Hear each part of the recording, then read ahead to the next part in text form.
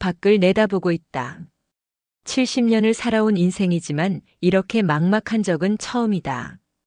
결혼 40년 만에 아내 영희가 이혼을 요구한 것이다. 당신과는 더 이상 같이 살 수 없어요. 어젯밤 아내가 던진 말이 아직도 귓가에 맴돌고 있다. 수호는 자신이 성실한 남편이라고 생각해왔다. 대기업에서 임원까지 올라가며 가정을 든든하게 지켰고 두 자녀를 명문대학에 보냈으며 강남에 좋은 아파트도 마련했다. 그런데 왜? 부엌에서 설거지 소리가 들려온다. 아내는 여전히 살림을 하고 있다. 마치 아무 일도 없었다는 듯이. 하지만 수호는 알고 있다. 그녀의 마음속 깊은 곳에 무언가 단단히 얼어붙어 있다는 것을. 큰딸 미정이에게 전화가 왔다. 38살의 미정은 결혼 후 미국에서 살고 있는데 어젯밤 아내가 먼저 전화를 했나 보다. 나는 대충 둘러대지만 미정의 목소리에서 걱정이 묻어난다. 자식들까지 걱정시키고 싶지 않았는데. 이어서 현관문이 열리는 소리가 들린다. 둘째 아들 민수가 퇴근하고 돌아온 것이다. 35살의 민수는 아직 결혼하지 않고 부모와 함께 살고 있다. 민수도 분위기를 눈치챈 듯하다. 평소 따뜻했던 집안 공기가 얼어붙어 있다. 저녁 식사 시간이 되었다. 아내가 밥상을 차렸지만 평소와 달리 말이 없다. 김치찌개에 국물이 끓는 소리만 식탁을 가득 메운다. 수호가 입을 연다. 여보, 우리 얘기 좀 해야 하지 않을까? 아내가 젓가락을 내려놓는다. 그녀의 눈에는 더 이상 눈물도 없다. 무슨 얘기요? 다 끝난 얘기를. 끝났다는 게 뭔 소리야? 우리가 40년을 함께 살았는데 그 40년이 문제예요. 아내의 목소리는 차갑고 단호하다. 당신은 40년 동안 단 한 번도 내 마음을 들여다보려 하지 않았어요. 나는 그냥 당신의 가정부였고 애들 엄마였을 뿐이에요. 수호는 할 말을 잃는다. 그것은 사실이었기 때문이다. 당황과 절망. 거기다가 바람까지 피우고. 지금까지 나를 사랑하기나 했었나요? 여보, 그건 오해야. 정말 오해라고. 수호가 다급하게 해명하지만 아내는 이미 모든 증거를 다 봤다는 듯 차갑게 바라보고 있다. 2년이에요, 2년. 당신이 그 여자와 바람 피운 게 아내가 한 달 전부터 알고 있었다는 사실이 드러난다. 한 달 동안 그녀가 얼마나 괴로웠을지 상상이 안 된다. 수호의 사과에도 아내의 마음은 이미 굳어져 있다. 나는 정말 바보였어요. 당신을 믿었거든요. 아니, 믿고 싶었어요. 이 나이에 남편의 불륜 같은 걸 마주하고 싶지 않았으니까. 아내의 말이 가슴에 비수처럼 꽂힌다. 그런데 이상해요. 당신의 배신을 확인하고 나니 오히려 속이 시원하더라고요. 드디어 이 답답한 결혼 생활에서 벗어날 명분이 생겼으니까. 민수가 퇴근하고 돌아와 심상치 않은 분위기를 감지한다. 아내는 폭탄 선언을 했다. 엄마 아빠가 이혼을 한다. 미정이가 한국에 돌아온 것은 일주일 후였다. 집에 도착했을 때 거실에는 아버지 혼자 앉아 있다. 평소보다 훨씬 야윈 모습이다. 엄마는 이미 짐을 꾸려놓은 상태로 당분간 이모네 집에 가 있겠다고 한다. 자식들은 중간에서 해결해 보려 하지만 영희의 결심은 흔들리지 않는다. 미정아, 이건 너희가 해결할 수 있는 문제가 아니야. 민수야, 너는 아직 결혼을 안 해서 모를 거야. 결혼 생활이 얼마나 힘든지. 그 40년이 너무 길었어. 이제는 나도 나 자신을 위해 살고 싶다. 영희의 목소리에는 더 이상 흔들림이 없다. 진실은 민수를 통해 알려진다. 아빠가 회사 후배 김혜진과 2년 동안 불륜을 저질렀다는 것이다. 미정이는 믿을 수 없어 한다. 항상 모범적이고 성실했던 아버지가 불륜을 저질렀다니. 며칠 후 미정이는 이모 집에 머물고 있는 어머니를 찾아간다. 영희는 말한다. 미정아, 엄마가 너를 낳고 키우면서 항상 생각했던 게 있어. 우리 딸은 나보다 더 행복하게 살았으면 좋겠다고. 불행하다기보다는 내 삶이 없었다고 해야 할까. 엄마는 항상 누군가의 부인이었고 누군가의 엄마였어. 정영희라는 사람은 없었다. 영희의 목소리에는 의외로 활력이 넘친다. 늦었다고. 엄마가 이제 겨우 68이야. 아직 10년, 20년은 더 살 수 있어. 그 시간만이라도 내가 원하는 대로 살고 싶다.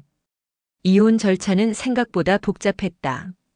하지만 영희는 의외로 이 모든 과정을 담담하게 받아들인다.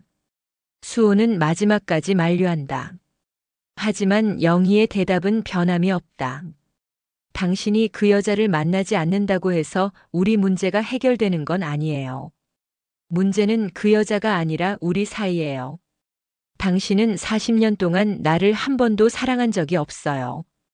필요로 했을 뿐이지. 드디어 이혼 조정이 성사된다.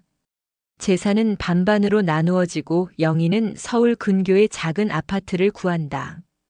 이사하는 날 가족들이 모두 도와주러 온다. 영희는 정말로 후련해 보인다. 무언가에서 해방된 사람처럼. 이혼 후 6개월이 지났다. 영희는 새로운 삶에 잘 적응하고 있다. 근처 문화센터에서 서예를 배우기 시작했고 대학 동창들과도 정기적으로 만나고 있다. 무엇보다 집에 혼자 있는 시간이 편안하다. 반면 수호는 힘든 시간을 보내고 있다. 넓은 아파트에 혼자 있으니 더욱 외롭다. 회사에서도 집중이 잘 안 되고 특히 혜진과의 일이 소문이 나면서 수호의 입지는 더욱 어려워졌다. 아내가 없는 삶이 이렇게 공허할 줄은 몰랐다. 40년 동안 당연하게 여겼던 것들이 얼마나 소중했는지 이제야 깨닫는다. 재회. 1년 후 추석, 미정인의 집에서 가족들이 모였다. 이혼 후 처음으로 나는 아내와 한자리에 앉게 되었다. 처음에는 어색했지만 손자 손녀들이 있어서 분위기가 조금씩 누그러졌다. 아내는 달라져 있었다. 서예도 배우고 친구들과 여행도 다니고 45년의 결혼 생활 동안 한 번도 보지 못했던 모습이다. 식사를 마친 후 영희와 수호는 잠깐 둘만 있게 된다. 여보, 행복해 보이네. 응, 행복해. 아내의 대답은 간단하고 솔직했다. 진작 당신을 자유롭게 해줬어야 했는데. 당신도 나도 서로를 붙잡고 있을 필요가 없었던 거야. 아내의 말에 원망이 전혀 없다. 그저 객관적인 분석에 가깝다. 깨달음. 그날 밤 집에 돌아온 수호는 잠을 이룰 수 없었다. 아내의 말이 계속 머릿속을 맴돌았다. 수호는 45년의 결혼 생활을 되돌아보기 시작한다. 아내는 항상 그곳에 있었다. 당연하게. 하지만 정말 당연한 것이었을까? 영희에게는 선택권이 있었을까? 수호는 문득 깨닫는다. 자신이 영희를 한 번도 독립된 개체로 생각해 본 적이 없다는 것을. 항상 내 아내, 애들 엄마로만 생각했던 것을. 며칠 후 수호는 아내에게 전화를 걸어 만남을 요청한다. 카페에서 만난 두 사람에게 수호가 말한다. 여보, 미안해요. 그동안 당신을 한 사람의 인간으로 존중하지 못해서 미안합니다. 그리고 고마워요. 그동안 나와 아이들을 위해 희생해줘서 고마워요. 지금은 선택할 수 있다는 걸 알았어요. 이렇게 늦었지만 두 사람은 한참 동안 말없이 앉아 있다. 여보, 행복하게 살아요. 정말 행복하게. 당신도요. 가을 단풍처럼. 3년이 흐른다. 영희는 지금 제주도의 작은 펜션을 운영하고 있다. 서예 강습도 하고 작은 텃밭도 가꾸며 자신만의 삶을 살고 있다. 수호는 회사를 은퇴하고 봉사활동에 매진하고 있다. 독거노인들을 돌보는 일을 하면서 비로소 남을 위해 살아간다는 것이 무엇인지 깨닫고 있다. 두 사람은 가끔 아이들을 통해 근황을 전해 듣는다. 서로 잘 살고 있다는 소식에 마음이 편안하다. 미정이는 처음에 부모의 이혼을 받아들이기 어려워했지만 지금은 이해하고 있다. 민수는 최근 좋은 사람을 만났다. 부모님의 일을 보면서 진정한 사랑이 무엇인지 생각해 보게 되었다. 어느 가을날 영희는 제주도 해안가를 걸으며 생각한다. 인생이 가을 단풍 같다고. 젊을 때는 푸르고 싱싱했지만 나이가 들수록 더 아름다운 색깔을 내는 것처럼 자신도 이제야 진짜 아름다운 색깔을 찾은 것 같다. 수호도 비슷한 생각을 하고 있다. 서울의 어느 공원에서 봉사활동을 마치고 단풍잎들을 바라보며 생각한다. 떨어지는 것이 끝이 아니라 새로운 시작일 수도 있다고.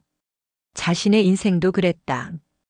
이혼이 끝이 아니라 진짜 삶의 시작이었던 것이다. 그해 겨울 영희에게 특별한 손님이 찾아온다. 서예를 배우러 온 70대 남성이다. 부인을 잃고 혼자 살면서 새로운 취미를 찾고 있다고 한다. 두 사람은 그렇게 서예를 매개로 조심스럽게 친구가 되어간다. 사랑이 아닌 우정으로 서로의 외로움을 나누는 동반자로. 수호에게도 변화가 있다. 봉사활동을 하면서 만난 같은 또래의 여성과 좋은 친구가 되었다. 그녀 역시 이혼한 상태였고 서로의 상처를 이해하고 있다. 이제는 무엇인가를 소유하고 싶지 않다. 그냥 좋은 관계로 남아있는 것도 충분히 아름다울 수 있다. 5년째 되던 해봄 미정인의 집에서 또다시 가족 모임이 있었다. 이번에는 민수의 결혼 발표를 위해서다. 민수는 말한다. 어머니 덕분에 진짜 사랑이 뭔지 알게 됐어요. 진정한 사랑은 서로를 자유롭게 해주는 거라는 걸. 그날 저녁 영희와 수호는 또다시 잠깐 둘만의 시간을 갖는다. 우리 잘한 것 같아. 뭘? 이혼 말이야. 서로한테 진짜 필요한 게 뭔지 알게 해준 것 같아. 그러게. 이제야 당신이라는 사람을 제대로 보는 것 같아. 나도 마찬가지야. 이제야 당신이라는 사람을 이해하게 됐어. 두 사람은 서로를 바라보며 웃는다. 과거 처음 만났을 때와는 전혀 다른 시선이다. 소유하려는 눈빛이 아니라 존중하는 눈빛이다. 여보, 고마워. 나를 자유롭게 해줘서. 나야말로 고마워. 나를 찾게 해줘서. 그들은 이제 더 이상 부부가 아니지만 오랜 세월을 함께한 소중한 동반자다. 서로의 행복을 진심으로 바라는 관계다. 그해 가을 영희는 제주도에서 서예 전시회를 연다. 제목은 자유다. 지난 몇 년간 그려온 작품들이 전시되는데 모두 자유로움과 해방감이 묻어나는 작품들이다. 전시회 개막식에 나도 참석했다. 아이들과 함께 제주도까지 내려온 것이다. 정말 멋지네요, 어머니. 미정이가 감탄한다. 영희는 행복한 미소를 짓는다. 70세가 넘어서 찾은 자신만의 재능이다. 나는 해방이라는 제목의 작품 앞에서 오랫동안 멈춰섰다. 분놀림이 자유롭고 역동적이다. 마치 오랫동안 갇혀있던 무언가가 마침내 날아오르는 듯한 느낌이다. 그날 밤 가족들은 영희의 펜션에서 하룻밤을 보냈다. 오랜만에 모든 가족이 한자리에 모였지만 예전과는 다른 분위기다. 더 편안하고 자연스럽다. 미정이의 막내딸이 묻는다. 할머니, 할아버지는 왜 다른 집에서 살아요? 할머니하고 할아버지는 이제 친구거든. 영희가 대답했다. 응, 아주 오래된 친구. 서로 응원해주는 친구야. 이별이 끝이 아니라 새로운 관계의 시작일 수도 있다는 것. 사랑에는 여러 가지 형태가 있다는 것. 마지막 밤 나와 영희는 해안가를 함께 걸었다. 좋은 인생이었어. 수호가 말한다. 아직 끝난 게 아니야. 영희가 웃으며 대답한다. 그러게. 이제 시작인지도 모르지. 파도 소리가 그들의 대화를 감싼다. 두 사람은 나란히 걸으면서 각자의 앞날을 생각한다. 더 이상 함께 늙어갈 사람들은 아니지만 서로의 행복을 응원할 수 있는 소중한 사람들이다. 그것만으로도 충분하다.